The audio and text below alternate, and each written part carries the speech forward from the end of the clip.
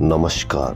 राजस्थान की तमाम फटाफट खबरों में आपका स्वागत है। राजस्थान की खबरों के लिए आपसे निवेदन कि यदि आपने हमारे चैनल को सब्सक्राइब नहीं किया है तो कृपया करके राजस्थान की खबरों के लिए आपके अपने चैनल को सब्सक्राइब करना ना भूलें। आप सब्सक्राइब करते हैं तो हमें हिम्मत होती है सही और सच्ची खबरें आप तक पहुंचाने की, वरना मीडिया में किस तरह की खबरें आपको दिखाई जा रही है यह आप भली भांति जानते हैं।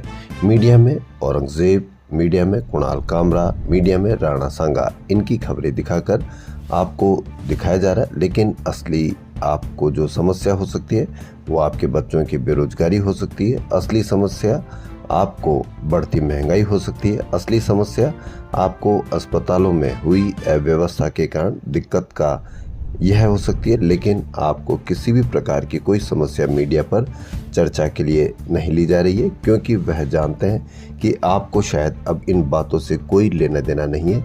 इसलिए वो उन खबरों को बढ़ावा देते हैं जो खबरें आपसे रिलेटेड ही नहीं है। तो क्या है आज की बड़ी खबर है राजस्थान से।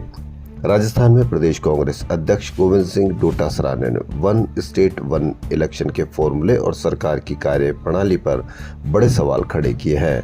मंगलवार को एक प्रेस वार्ता में डोटासरा ने परिसीमन को लेकर सीधे भाजपा और राष्ट्रीय स्वयंसेवक संघ पर हमला बोला।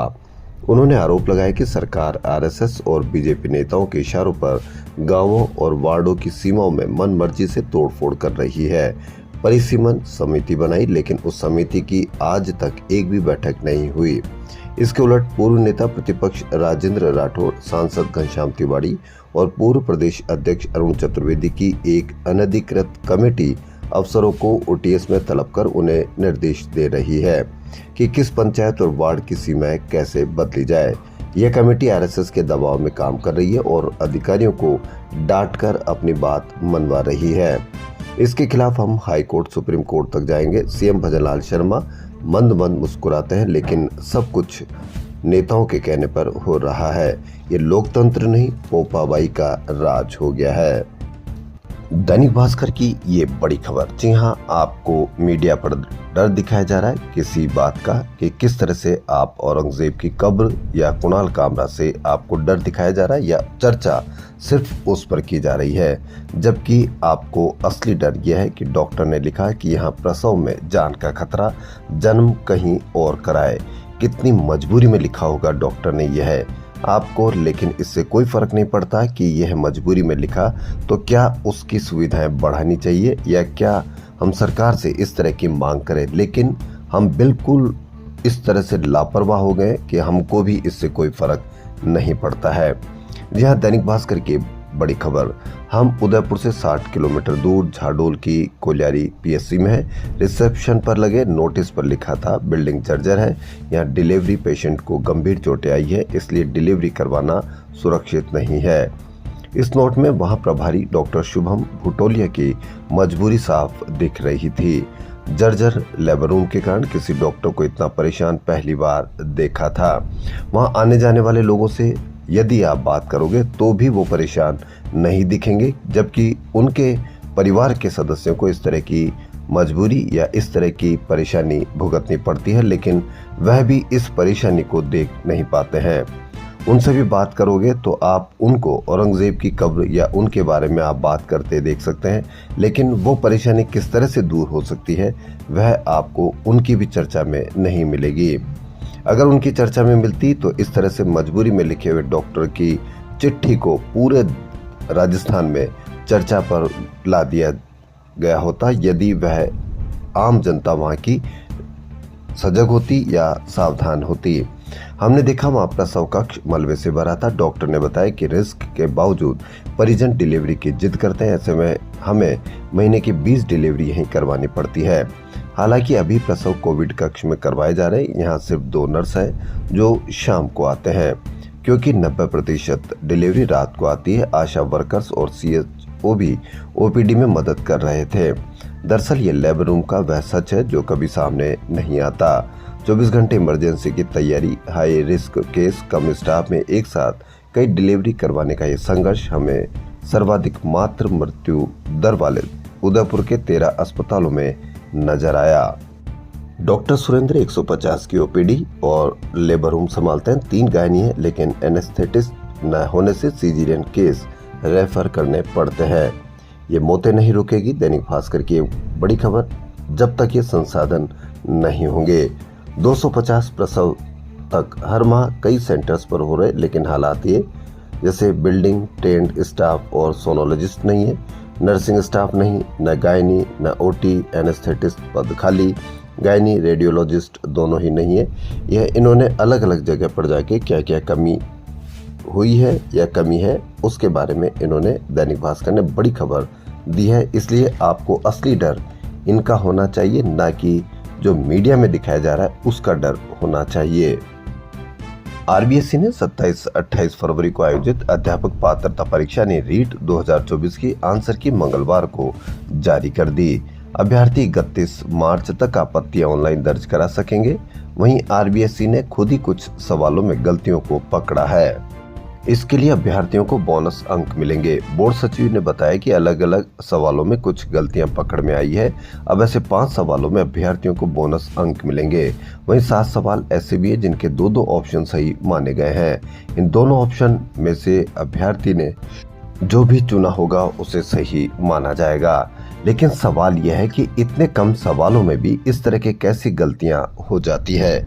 क्या आप इसको सामान्य गलती मानते हैं, या इतने बड़े हमारा सिस्टम होने के बावजूद भी इतने से सवालों में कई सवाल गलत हो जाते हैं, कई सवाल के 2-2 ऑप्शन सही मान लिए जाते हैं। क्या पेपर तैयार होने से पहले इस तरह की गलतियां सही नहीं की जा सकती है क्या? जयपुर में भागरोटा चौराहे पर बन रहे फ्लाईओवर का काम पूरा होने के बाद मंगलवार को लोगों के लिए खोल दिया गया। 25 करोड़ की लागत से बने इस फ्लाईओवर का काम मई 2024 में शुरू हुआ था। 10 महीने में काम पूरा हुआ। फ्लाईओवर शुरू होने के बाद अब लोगों को ट्रैफिक जाम से मुक्ति मिलेगी।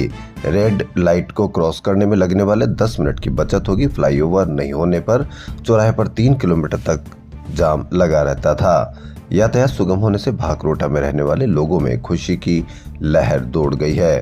भागरोटा पुलिया खुलने के साथ ही अब हीरापुरा 200 फीट चौराहे से लेकर बगरू टोल तक यातायात बिना रुके आ जा सकेगा। एनएचएआई ने 20 किलोमीटर में हाईवे पर सभी कट बंद कर दिए हैं। स्थानीय लोगों को अब 20 किलोमीटर से भागरोटा पुलिया अंडरपास और नरसिंहपुरा पुलिया अंडरपास से आना जाना है।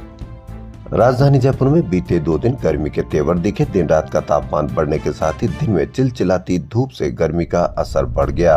दोपहर में तेज गर्मी का एहसास हुआ और दिन का पारा 1.1 डिग्री बढ़कर मंगलवार को 38 डिग्री पर पहुंच गया। यह सामान्य से 4.2 डिग्री ज्यादा है।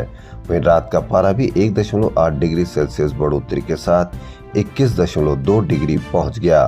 दिन में गर्म हवा भी चली। मौसम विभाग के अनुसार अगले 2 दिन फिर तापमान में गिरावट होने से गर्मी से हल्की राहत मिलेगी। पुलिस के वरिष्ठ अधिकारियों पर अभद्र टिप्पणी करने वाले सस्पेंड कांस्टेबल को विधायकपुरी पुलिस ने पकड़ लिया है। गिरफ्तार आरोपी जवान सुरेंद्र सिंह चौहान गंगापुर सिटी का रहने वाला। इस संबंध में सागान्य निवासी हरजेश नारायण ने रविवार को रिपोर्ट दर्ज करवाई कि वह सी स्कीम रोड स्थित क्लब में बैठे थे। इस दौरान उनके गनमैन ने एक वीडियो दिखाया जिसमें एक व्यक्ति कुछ पुलिस अधिकारी व उनके गाली गलौज करते हुए अभद्र भाषा का प्रयोग कर रहा था। उक्त प्रकरण की जांच अशोकनगर एसीपी बालाराम द्वारा की गई। पुलिस ने सोमवार को इसकी पहचान करके पकड़ लिया। पुलिस के आरोपी को कोर्ट में पेश किया, जहां से उसे जेल भेज दिया गया। दैनिक भास्कर की एक और बड़ी खबर, जयपुर शहर में सड़कों पर गंदगी फैलने से रोकने के लिए 11 साल में लगाए गए 14,000 डस्टबिन कागजों में ही लग पाए हैं। मुख्य सचिव कार्यालय को भेजे गए जवाब में ग्रेटर निगम अफसरों ने स्वयं ही स्वीकार कर लिया है। भास्कर में डस्टबिन को लेकर छपी खबर के बाद मुख्य सचिव कार्यालय से ग्रेटर निगम अफसरों से डस्टबिन पर जवाब मांगा, लेकिन अफसर प्रॉपर जवाब नहीं दे पाए क्योंकि निगम ने फर्म से डस्टबिन की खरीद के जीएसटी बिल मांगे, जिस पर ठेकेदार द्वारा सिर्फ 200 डस्टबिन खरीद के ही बिल पेश किए गए।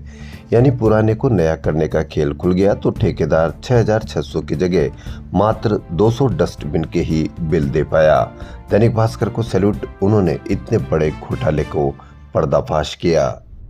राजस्थान क्रिकेट संघ की एडॉक कमेटी का कार्यकाल 27 मार्च को पूरा हो रहा। 4 बार कमेटी का कार्यकाल पूरा होने के बाद भी आरसीए के चुनाव नहीं हो सके। ऐसे में इस बार कमेटी के 3 माह के एक्सटेंशन के साथ इसमें बदलाव भी तय माना जा रहा है, यानी वर्तमान एडॉक कमेटी के कुछ सदस्य इस बार बदलेंगे। चर्चा है कि इस बार प्रतापगढ़ के पिंकेश जैन, डूंगरपुर के सुशील जैन और नेता घनश्याम तिवारी के बेटे आशीष तिवारी को कमेटी में जगह मिल सकती है। इसके साथ ही एक पूर्व क्रिकेटर को भी शामिल करने की चर्चाएं हैं। राजस्थान के सरकारी और निजी संस्थानों में बीएससी नर्सिंग, डिप्लोमा एवं बैचलर इन फार्मेसी, पैरामेडिकल में डिग्री एवं बैचलर ऑफ फिजियोथेरेपी में प्रवेश लेने वाले को अब एक ही टेस्ट देना होगा, यानी 4 कोर्सेज के लिए एक ही टेस्ट होगा। फिर इसके अंक और चॉइस के आधार पर प्रवेश मिलेगा।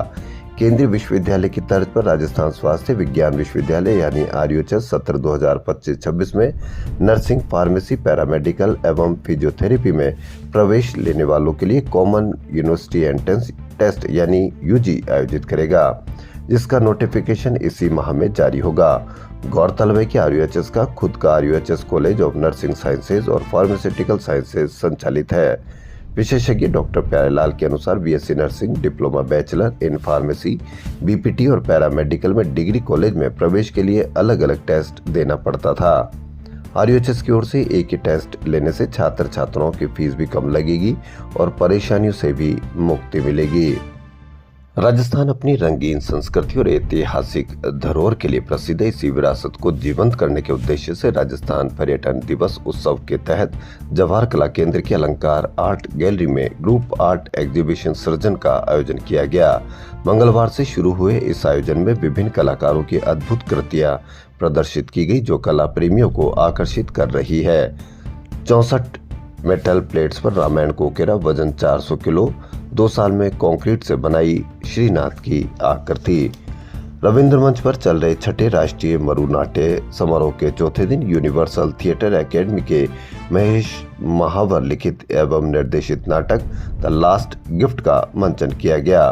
कार्यक्रम निर्देशक केशव गुप्ता ने बताया कि नाटक द लास्ट गिफ्ट तलाक जैसी सामाजिक बुराई और पति पत्नी के नाजुक रिश्तों पर आधारित है। कथानक में दिखाया गया है कि समीर और सरल पति पत्नी है, परंतु शादी के बाद दोनों में गलतफहमियां पैदा होने लगती है। एक दूसरे के साथ दोनों का दम घुटने लगता है। इसी वजह से पत्नी सरला अपने मित्र बंटी के नजदीक जाने लगती है। जहां तलाक जैसी सामाजिक बुराई और पति पत्नी के नाजुक रिश्तों का द लास्ट गिफ्ट। जयपुर के महेश द्विवेदी ने गुजरात के कच्छ में आयोजित व्हाइट सैंड अल्ट्रा में 100 किलोमीटर वर्ग में दूसरा स्थान हासिल किया। ये रेस हेल रेस सीरीज की सबसे कठिन रेस थी, जो 22 मार्च को शाम 4 बजे शुरू हुई और 24 मार्च को सुबह 8 बजे तक चली। जयपुर के मुहाना मंडी जाने वाले लोगों को पार्किंग में ही अपना वाहन खड़ा करना होगा। मंडी समिति ने यार्ड परिसर की बिगड़ी ट्रैफिक व्यवस्था को दुरुस्त करने के लिए पहली बार पार्किंग का 40 लाख रुपए में टेंडर कर दिया। साथ ही यह शहर की पहली ऐसी पार्किंग होगी जिसमें साइकिल से लेकर ट्रक खड़ा होने का चार्ज वसूल किया जाएगा। इस नई व्यवस्था का विरोध भी शुरू हो गया है। मंडी समिति और व्यापारिक संगठन संघर्ष समिति बनाकर आमने सामने हो गए। व्यापारियों का कहना है कि अगर मंडी समिति में इस तरह से पार्किंग शुल्क वसूल किया जाएगा तो किसानों का काफी नुकसान होगा। व्यापारी इस टेंडर को निरस्त करने के लिए अधिकारियों के चक्कर काट रहे हैं। वहीं व्यापारियों का कहना है कि मंडी की व्यवस्था को सुधारने के लिए होमगार्ड के जवान लगे हुए हैं, जो केवल फुटकर व्यापारियों ठेले वालों से वसूली करते हैं। अगर वह व्यवस्थित रूप से काम करेंगे तो जाम से निजात मिल जाएगी। व्यापारी बोले, होमगार्ड के जवान ठेले वालों से उगाही करते हैं। यह शिकायत कई बार भी की गई होगी, लेकिन अब तक कोई इलाज नहीं हो पाया है। राजस्थान कर्मचारी चयन बोर्ड की स्टेनोग्राफर भर्ती में परीक्षा के दौरान आए व्यवधान को लेकर अभ्यर्थी बोर्ड कार्यालय पहुंचे। भाजपा नेता अशोक सैनी भाद्रा के साथ कई युवाओं ने बोर्ड अध्यक्ष को ज्ञापन सौंपा। उन्होंने बताया कि भर्ती के स्टेनो स्किल टेस्ट की तीसरी पारी में डिक्टेशन की आवाज साफ नहीं आने से परीक्षार्थियों ने परीक्षा सेंटर पर हंगामा किया, जिससे आधे परीक्षार्थियों को ही फिर से परीक्षा ली गई, जबकि शेष वंचित रहे। इस कारण उनकी भी परीक्षा दोबारा ली जाए। भारतीय संस्कृति के पावन पर्व चैत्र शुक्ल प्रतिपदा रविवार से नव संवत्सर 2082 शुभारंभ होने जा रहा है। इसका स्वागत उत्सव बुधवार से शुरू होने जा रहा है, जो 5 दिन तक चलेगा। इसमें पहले दिन नव संवत्सर के प्रचार के लिए शहर के चारों दिशाओं में 4 अश्व छोड़े जाएंगे। राजस्थान आदिवासी मीणा सेवा संघ की ओर से समाज के युवाओं को मीणा समाज के इतिहास से रूबरू करवाया गया। सेवा संघ की ओर से मंगलवार को जवाहर कला केंद्र के रंगायन में एक डॉक्यूमेंट्री मूवी दिखाई गई। इसे आमगढ़ फोर्ट और मीणा समाज का साम्राज्य का स्लोगन से प्रदर्शित किया गया। इसमें बड़ी संख्या में मीणा समाज के युवा, महिलाएं व पुरुष शामिल हुए। सरबत खालसा सिख सेवा संस्था ने शहीद भगत सिंह, राजगुरु और सुखदेव की शहीदी दिवस पर रक्तदान शिविर आयोजित किया, जिसमें शहीदों की याद में 103 यूनिट रक्त एकत्र हुआ। जयपुर के वैशाली नगर पश्चिम में जेडीए सड़क निर्माण में धीमी चाल पर अब स्थानीय निवासी विरोध में उतर आए हैं। धाबास रोड पर सड़कें खुदी पड़ी है और ठेकेदारों ने काम अधूरा छोड़ दिया है। इससे स्थानीय लोगों को परेशानी का सामना करना पड़ रहा है। बीते एक माह से काम बंद रहने के कारण पृथ्वीराज नगर जन विकास समिति व धाबास व्यापार मंडल ने मंगलवार को जेडीए अफसरों का पुतला फूंक कर विरोध जताया। नगर निगम ग्रेटर आयुक्त रुक्मणी रियाट के निर्देशानुसार मुख्य स्वास्थ्य अधिकारी डॉक्टर रश्मि काकरिया के नेतृत्व में मंगलवार को संयुक्त टीम ने मालवीय नगर और सांगानेर जोन में कार्रवाई की। इस दौरान डॉक्टर रश्मि काकरिया ने बताया कि सांगानेर जोन में संचालित रेस्टोरेंट को बार बार नोटिस दिए जाने के बाद भी लाइसेंस का नवीनीकरण नहीं करवाया, साथ ही लाइसेंस के नियमों की पालना भी नहीं की। इस पर प्रतिष्ठानों को बंद कर दिया गया। उच्च अधिकारियों के निर्देश के बाद मामलों में आगे की कार्रवाई की जाएगी।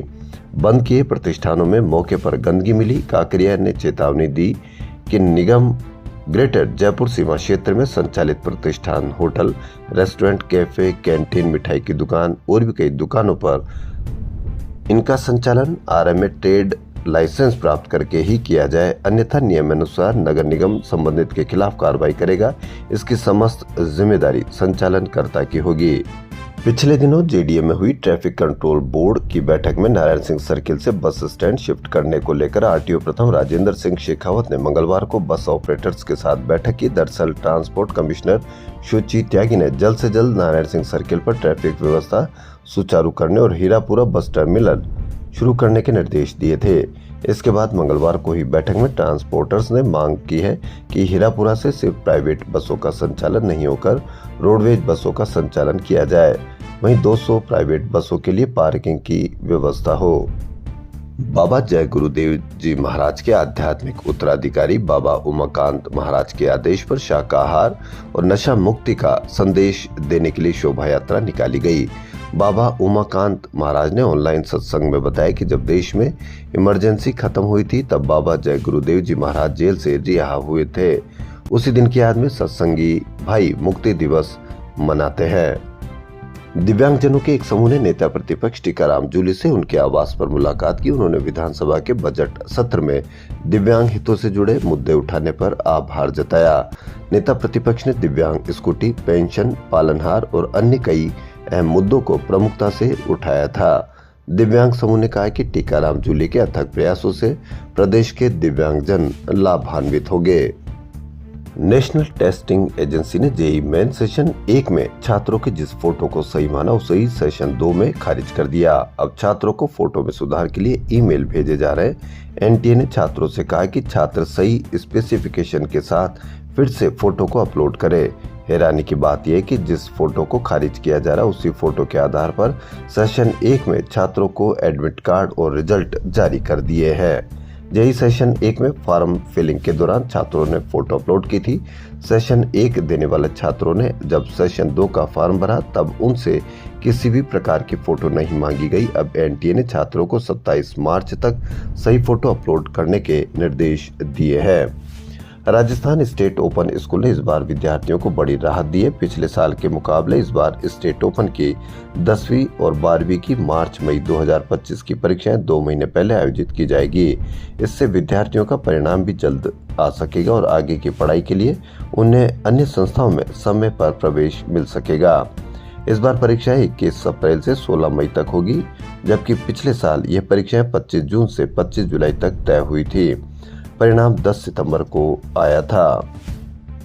आरसी एडॉक कमेटी ने वह काम किया जो आज तक राजस्थान क्रिकेट संघ नहीं कर सका। पहली बार एडॉक कमेटी ने क्रिकेटर्स को सम्मानित करने का काम किया। समारोह में सीएम भजनलाल शर्मा और खेल मंत्री राज्यवर्धन सिंह राठौड़ को भी आमंत्रित किया गया था, लेकिन व्यस्तता के कारण वे नहीं पहुंच सके। उप मुख्यमंत्री प्रेमचंद बैरवा और मंत्री गौतम दग जरूर पहुंचे। सम्मान समारोह में सीनियर कैटेगरी में महिपाल लोमरोर और सुमन मीणा को, अंडर 23 में मोहित और उषा परेरिया को, अंडर 19 में जतिन सैनी और मैना सियोल को, अंडर 16 में यथार्थ और अंडर 15 में धृति माथुर को अवार्ड देकर सम्मानित किया गया। Emerging player award Kartik Sharma और आयुष को मिला। अवार्ड समारोह में एडॉक कमेटी सदस्य धनंजय खीवसर भी नहीं पहुंचे। कोटा से एक बार फिर किसी बच्चे के हादसे की खबर। जी हां, कोटा जवाहरनगर में रहने वाले मूलतः बिहार निवासी छात्र ने मंगलवार को सुसाइड कर लिया। पुलिस ने कमरे का गेट तोड़कर शव निकाला, इसे एमबीएस अस्पताल के मुर्दाघर में रखवाया है। किस तरह से दबाव में आए दिन कोटा में बच्चे जो बहुत विद्वान इंटेलिजेंट होते हैं अपने आप को इस हादसे का शिकार कर लेते हैं। अभी भी वक्त है कि वहाँ इस तरह की बात की जाए, राहत की बात की जाए, चर्चा की जाए, ताकि आए दिन होने वाले ऐसे हादसों में हमारे बच्चों को हम बचा सकें।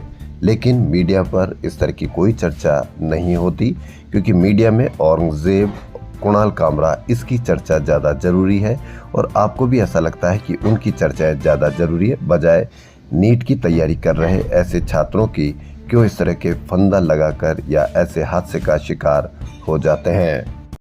इंद्रगढ़ न्यायालय के न्यायिक मजिस्ट्रेट ने एफआईआर दर्ज करने में देरी पर तत्कालीन थाना प्रभारी रामेश्वर प्रसाद जाट को न्यायालय ने 1.5 साल की सजा सुनाई है। उन पर 10,000 रुपए का जुर्माना भी लगाया गया है। सह आरोपी तत्कालीन कांस्टेबल अनिल कुमार को दोष मुक्त कर दिया गया। मंगलवार को आए इस फैसले का मामला सुमेरगंज मंडी निवासी सुनीता पत्नी विनोद कुमार नाई की शिकायत से जुड़ा है। सुनीता ने न्यायालय में इस्तगासा पेश किया था। इसके बाद मामला पुलिस थाने भेजा गया, लेकिन तत्कालीन थाना प्रभारी रामेश्वर प्रसाद जाट ने 7 महीने तक एफआईआर दर्ज नहीं की। न्यायालय ने 7 जुलाई 2023 को इस संज्ञेय अपराध मानते हुए इंद्रगढ़ थाना पुलिस को केस दर्ज कर जांच के आदेश दिए थे, लेकिन थाना प्रभारी ने 7 महीने से ज्यादा समय बाद मुकदमा दर्ज किया। इससे न्यायालय ने नियमों का उल्लंघन माना और स्वयं संज्ञान लिया।